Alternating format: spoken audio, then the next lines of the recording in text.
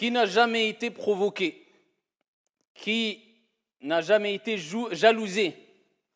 Qui n'a jamais ressenti cette injustice, la méchanceté des gens? Qui n'a jamais vécu cela parmi nous?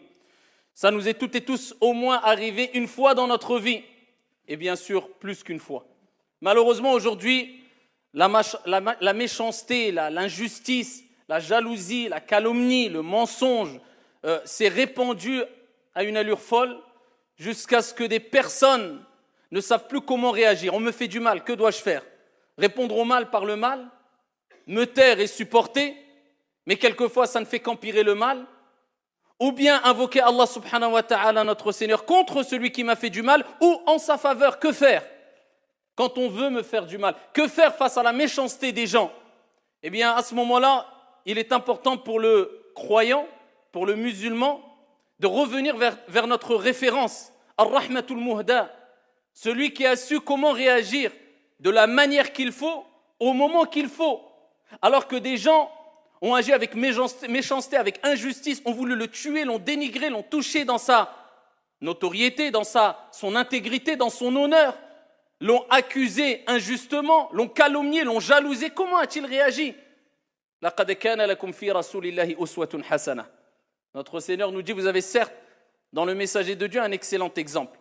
Eh bien, revenons vers ce qu'a dit aussi notre Seigneur, tabaraka wa ta'ala, afin de nous informer comment on doit réagir face à ces injustices, face à ces méchancetés. Et aussi, ces versets coraniques nous permettront aussi d'éviter d'être ici du côté des méchants aussi. Parce que quelquefois, on a l'impression que les gens sont méchants autour de nous, nous veulent du mal, mais on oublie que nous aussi, on peut être les méchants. On peut être les injustices sans s'en rendre compte. Et c'est ce qui est le plus grave. C'est quand on commet une injustice, quand on commet un mal, et on ne se rend même pas compte de notre mal, de notre injustice, en pensant peut-être et en prétendant quelquefois malheureusement être sur le bien et que c'est les gens en face de nous qui sont sur le mal. C'est un problème souvent d'ego. On a envie d'avoir raison. On n'accepte pas le fait de reconnaître nos torts et nos erreurs. Ayyuhal musalloun. Il faut savoir que exprimer sa méchanceté, sa colère, c'est assez facile. Et le fait de patienter, de contenir sa colère, de ne pas répondre au mal par le mal, plus que cela, de répondre au mal par ce qu'il y a de meilleur, par le bien, c'est quelque chose de très difficile. Et ça demande une force énorme. Pas une force physique, mais une force de foi, une force d'esprit, une force au point de vue du moral, une endurance, une patience, une confiance en Dieu et une croyance ferme quant à ce qu'a dit notre Seigneur et ce qu'a annoncé notre Seigneur comme félicité et comme réussite pour celles et ceux qui vont répondre au mal par ce qu'il y a de meilleur. Le fort, c'est celui-là, c'est celui qui contient sa colère. C'est pour ça que le prophète sallallahu alayhi wa sallam nous dit dans le hadith rapporté par Ibn Hibban bi sanadin hasan avec une bonne chaîne de transmission, il dit un hadith magnifique. Il dit laysa ash-shadidu man ghalab. Le fort n'est pas celui qui va prendre le dessus. Il dit ensuite innama ash-shadidu man ghalaba nafsah. Allahumma ij'alna minhum. Il dit celui qui est vraiment fort, c'est celui qui prend le dessus sur son âme. Donc quand il dit au début du hadith, le fort ce n'est pas celui qui prend le dessus, c'est-à-dire sur autrui. Et il y a un autre hadith qui rejoint ce hadith-là, rapporté par Al-Bukhari, où le prophète sallallahu alayhi wa sallam nous dit, le fort n'est pas celui qui va terrasser les gens, qui va prendre le dessus physiquement sur les gens, qui va écraser les gens, mais le fort est celui qui contient sa colère. Et dans le premier hadith rapporté par Ibn Hibban, le prophète alayhi salatu wassalam nous rappelle que celui qui arrivera à prendre le dessus, c'est pas celui qui prend le dessus sur les gens, mais le dessus sur son âme. Parce qu'on sait très bien que Shaitan, Satan, eh bien, va nous cacher les fruits de cette patience. Parce que cette patience-là, cette endurance, apporte des fruits sucrés, apporte des résultats mielleux, ici-bas et dans le delà. Donc Shaitan va te les couvrir, afin que tu ne t'en rendes pas compte, que tu ne prennes pas conscience de ces résultats positifs. Donc toi, quand on va te faire du mal, eh bien, Shaitan va te faire oublier la récompense de celui qui patiente. Parce que l'être humain a envie de voir la récompense tout de suite. Donc c'est quelque chose de caché. Donc il va te pousser à te venger pour avoir un résultat rapide. Et le fait de patienter afin d'avoir le résultat plus tard, ici-bas et dans le delà, ça demande de la force et de l'endurance. C'est pas donné à tout le monde. Et plus l'effort est grand, de manière générale, plus l'endurance est grande, de manière générale, et plus tu vas apprécier le résultat. Et cela va t'apporter un repos. Comme, à titre d'exemple, celui qui voyage 2 heures, quand il arrivera à destination chez lui, il ne va pas goûter au repos et sentir et apprécier le repos. Al-istiraha, ce moment de repos, comme celui qui a voyagé et enduré pendant 4 jours. Plus tu as fourni des efforts et patienté, et plus le repos, tu l'apprécieras. Eh bien, ce repos que tu gagneras après avoir patienté quand on veut te faire du mal, en répondant au mal parce qu'il y a de meilleur, sera un repos de l'âme. Pourquoi ? Parce que tu auras réussi à prendre le dessus sur ton âme. Et plus tu prends le dessus sur ton âme, parce que l'âme est souvent instigatrice au mal, et cette âme-là vit avec toi de jour comme de nuit, plus tu ici réussiras à éduquer ton âme et prendre le dessus sur ton âme, comme le prophète alayhi salatu wassalam a dit et a appelé celui qui le fait le fort, et plus ton âme goûtera à sakina, la sérénité, le repos. Et regardez la personne qui ne répond pas au mal par le mal. On l'insulte, il patiente et il endure et il n'a pas répondu au mal par le mal. Quand la situation finit, wallah, il se sent fort. Et il se sent, alhamdulillah, quelque part fier de lui. Contrairement à celui qui s'est défoulé, ensuite, qu'est-ce qu'il fait ? Il regrette. Al-ajalatu min ash-shaytan. Car la précipitation, et surtout quand on se précipite afin d'avoir un résultat, ça vient de shaitan en général.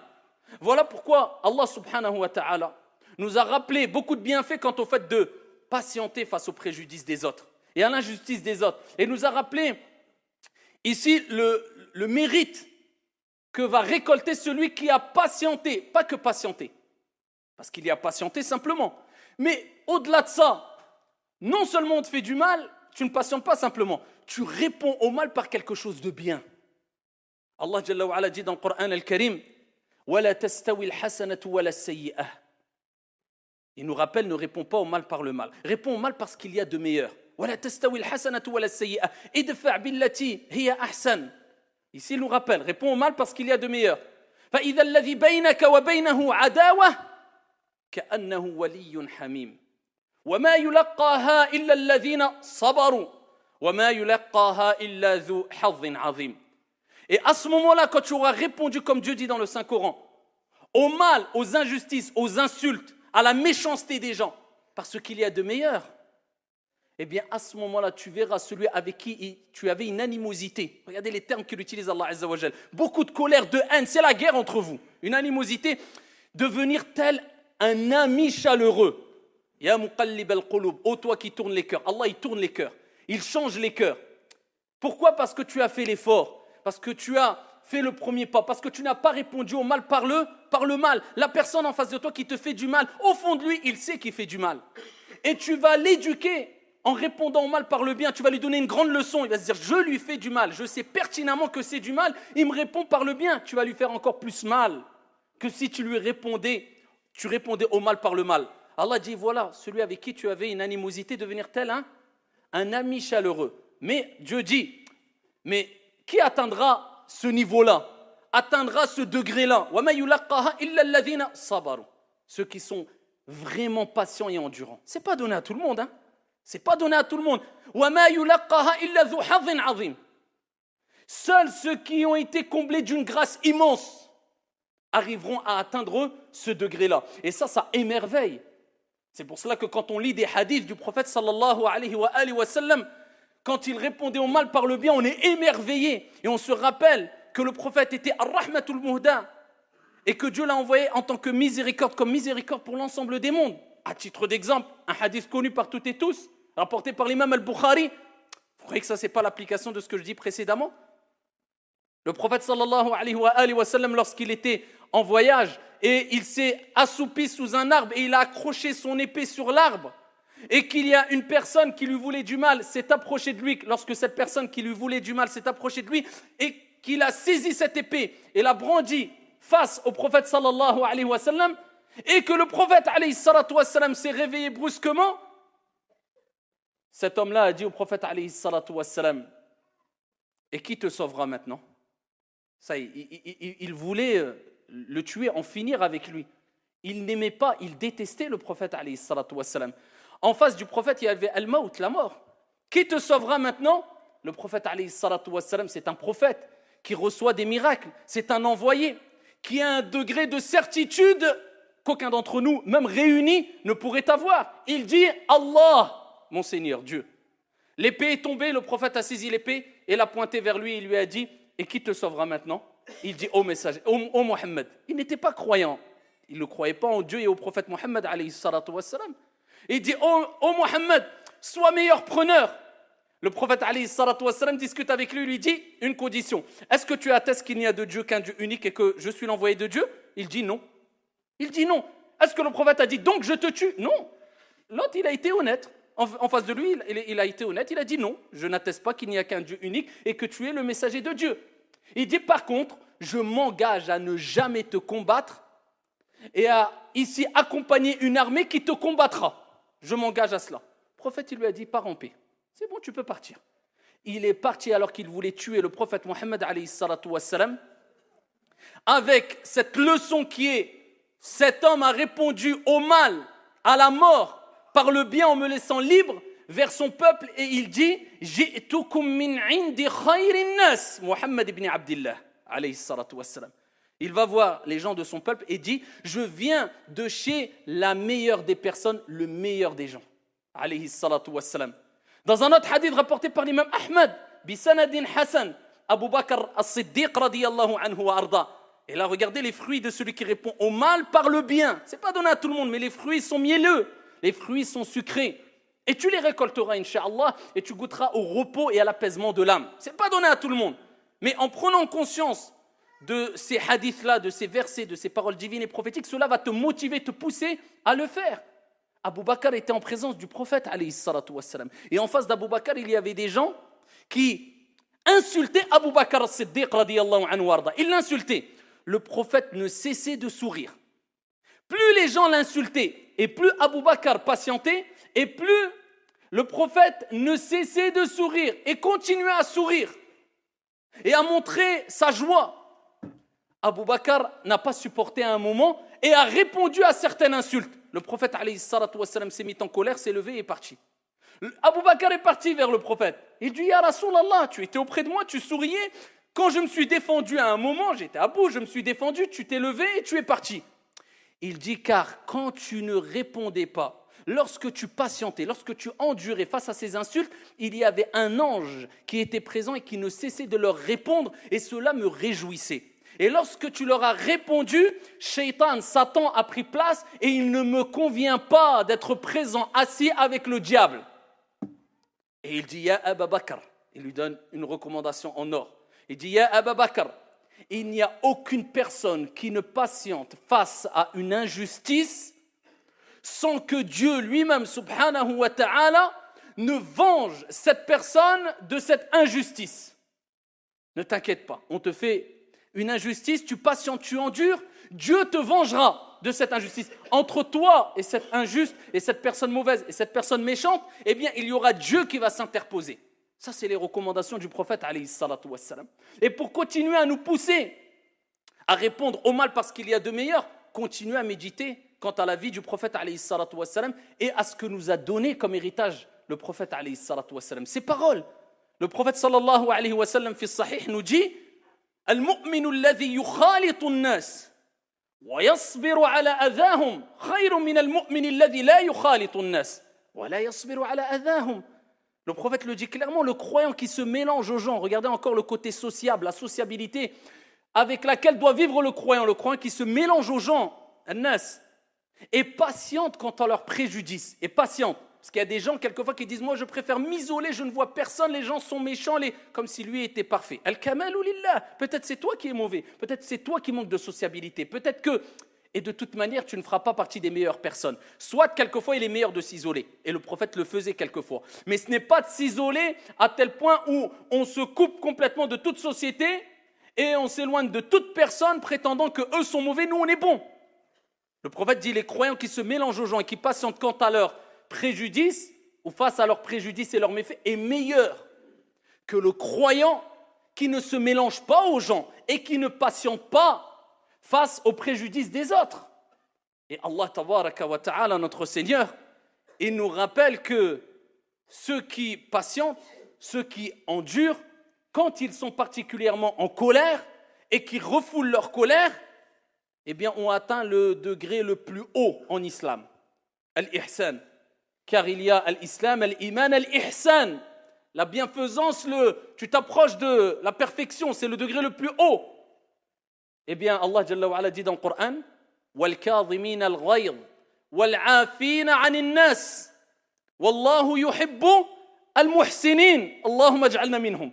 Il dit, et ceux qui refoulent leur colère, leur rage, tu es en colère, il contient sa colère, il la refoule. وَالْكَاظِمِينَ الْغَيْظِ وَالْعَافِينَ عَنِ النَّاسِ. Et ceux qui pardonnent aux gens, ils sont connus pour être pardonneurs et pardonnent aux gens. Wallahu yuhibbul muhsinin. Et Allah aime bien al-muhsinin, ceux qui ont atteint ce degré le plus haut en islam, ceux qui ont écrasé leur âme instigatrice au mal, qui ont pris le dessus, comme le prophète a dit, le fort est celui man ghalaba nafsa, qui a pris le dessus sur son âme, qui pardonne aux gens. Dieu aime les bienfaisants. Il les a appelés les bienfaisants, ceux qui pardonnent à autrui. Et parmi les choses à retenir aussi pour éviter de répondre au mal par le bien, pour éviter de répondre au mal par le mal, eh bien, il est important d'éviter de rentrer dans des sujets, dans des domaines, dans des polémiques qui te pousseront à être en colère et peut-être tu vas ne pas réussir à contenir ta colère et rater l'épreuve. C'est pour cela qu'une recommandation que nous a donnée le prophète alayhi salatu wassalam, qui doit être prise en considération de jour comme de nuit par toutes et tous, c'est le hadith rapporté par Abu Daoud, bisanadin sahih, où le prophète sallallahu alayhi wa sallam nous dit, et c'est comme si il nous rappelait, mieux vaut prévenir que guérir. Parce que quand on est dans le feu de l'action, c'est autre chose. Mais avant d'arriver là, tu peux éviter cela. Les conflits, les querelles, les disputes, il dit celui qui délaisse la polémique. Celui qui délaisse la polémique, toute forme de polémique stérile. Quelqu'un te dit c'est blanc, toi tu as droit d'argumenter en disant non, c'est noir parce que. Il continue, non c'est blanc, arrête-toi, khlas. Mon but c'est de dire, voilà ce que je pense, et tu as le droit et tu dois le dire, avoir cet esprit critique et avoir ton avis. Mais quand lui il persiste, pourquoi tu continues 6 heures alors que l'histoire peut s'arrêter en 4 secondes, 5 secondes? Il t'a dit ça, il a argumenté. Tu as dit, tu as argumenté. Toi, ce qui t'importe, ce n'est pas d'avoir raison, c'est de chercher qui a raison. Ça, c'est deux choses complètement différentes. Mais pour chercher à savoir qui a raison et ne pas vouloir avoir raison, il faut avoir atteint un degré où tu as quand même pris le dessus sur ton âme. Parce qu'on est face à notre ego et ce qui nous pousse souvent à vouloir avoir raison, malheureusement. Même quand on sait au fond de nous qu'on a tort. Donc ici, le prophète dit celui qui délaisse la polémique, même s'il a raison, pour nous motiver, nous récompenser à travers notre effort, même si tu as raison. Il dit, je lui promets, je lui garantis une maison à la périphérie du paradis.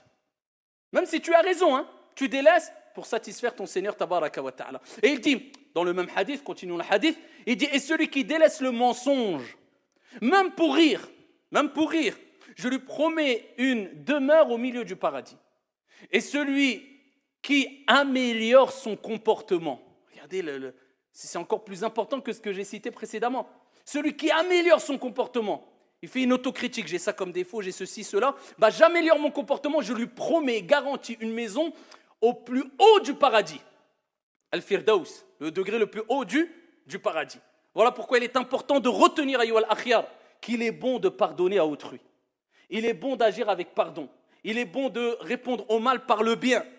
Et pardonner, ça ne veut pas dire pardonner à tout le monde. Toi, tu pardonnes et c'est ton comportement de base, mais tu pardonnes sous condition. Exemple, imaginez-vous un État qui dit « Nous pardonnons à tout voleur, nous pardonnons à tout vendeur de drogue, nous pardonnons à toute personne qui fait des choses graves. » Eh bien, les gens, qu'est-ce qu'ils vont continuer à faire ? On n'a pas de problème, on nous pardonne, on continue. Tu penses avoir fait le bien, mais toi, tu as cautionné le mal. Tu pardonnes si et seulement si tu sais que la personne a reconnu son erreur. Ou le fait de pardonner à la personne ne va pas permettre à la personne ou motiver la personne à continuer son mal. À ce moment-là, pardonne. Si tu sais que ça ne va pas provoquer des conséquences néfastes, pardonne. Et ça, c'est le comportement que doit avoir le croyant. We were in love that never meant to stay. Some things are real, even when they fade.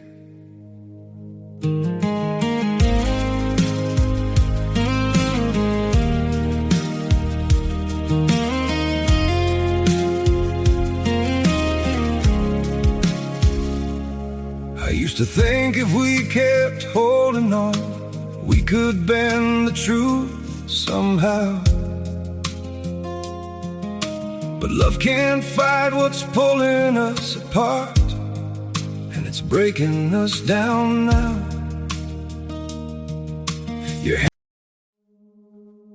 We were in love, that never meant to stay. Some things are real, even when they fade.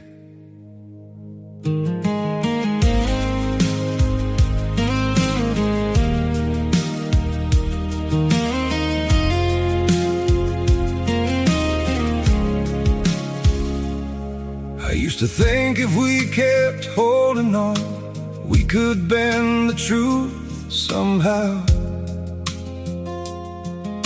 But love can't fight what's pulling us apart, and it's breaking us down now.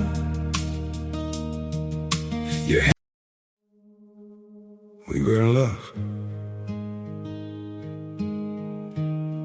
that never meant to stay. Some things are real, even when they fade.